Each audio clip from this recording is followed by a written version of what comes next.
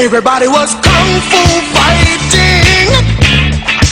Those kids were fast as lightning. In fact, it was a little bit frightening, but they fought with expert timing. There were funky Chinamen from funky Chinatown.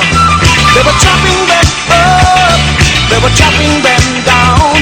It's an ancient Chinese art, and everybody knew their part. From a fainting to a slip, and a kicking from... Wow, picture. Oh, little Chow, what's up? Yeah, you got some rabbit ears. Picture, okay?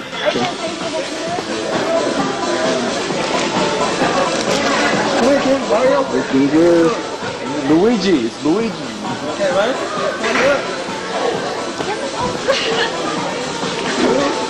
Luigi. Hey, I'm just watching a kung fu movie.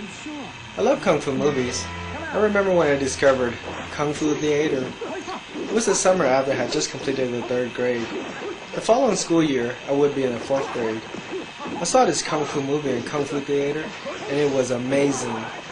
It was about a young hero whose family was murdered by evil villains. He had to practice Shaolin Kung Fu in order to seek his revenge. He worked hard and was able to have his revenge. The fight sequences were awesome. The movie inspired me to search for adventure. After the movie, I left the house to explore the neighborhood. I saw 2 Vietnamese kids running across the street. They were saying that someone wanted to fight them. As we were speaking, I saw something flying at me, out of the corner of my eye. I turned my back. It hit me and fell to the ground. I looked down. It was a sandal. Then I saw a kid running up to me. He was bigger than the other 2 kids, but slightly smaller than me. He kept on running toward me. I stepped back, trying to calm him down, but he kept on advancing. So I punched him. I punched him several times in the face, as hard as I could. He finally stopped, picked up his sandal, and ran back to the house.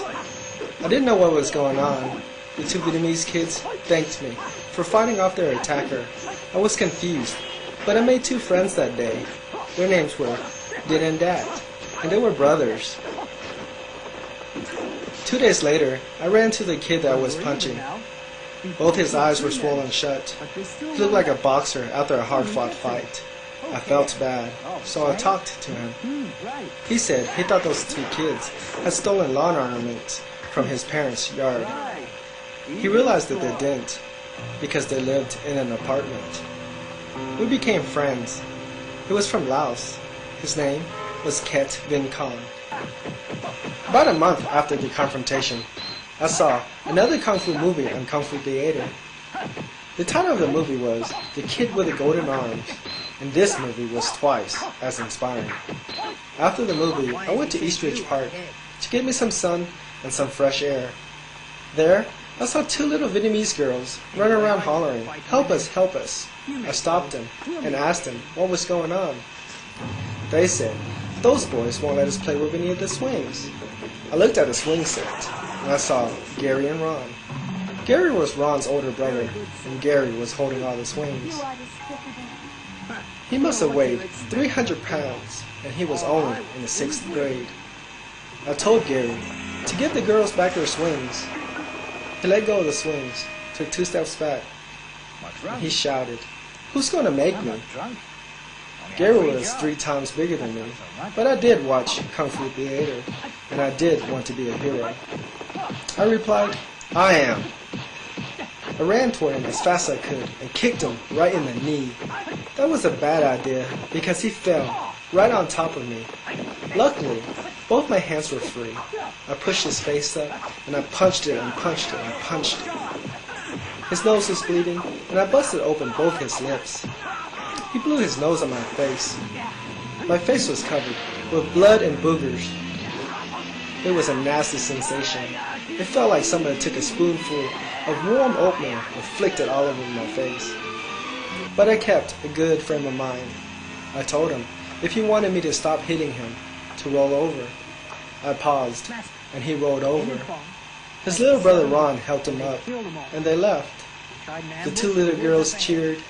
Their mother saw me fighting from her house and had made her way to her children. She asked me who I was, and I said, Yong Gong Ga, which meant Yong, son of Ko. I saw that in Kung Fu theater, where the hero stated his name and which clan he was from. I thought that was so cool. I felt like a Kung Fu superhero. I smiled and made my way home. I could never stop him. He's doing what he wants. He'd much sooner die a hero than live on as an ordinary man. About 2 years after the whole ordeal, I ran to Gary's neighbor. His name was Troy. I hadn't seen Gary around for a while, so I asked Troy if he knew what happened to him. Troy said that Gary had died of a heart attack about a year ago. I didn't feel bad because I beat him up. I felt sad because he didn't live that long.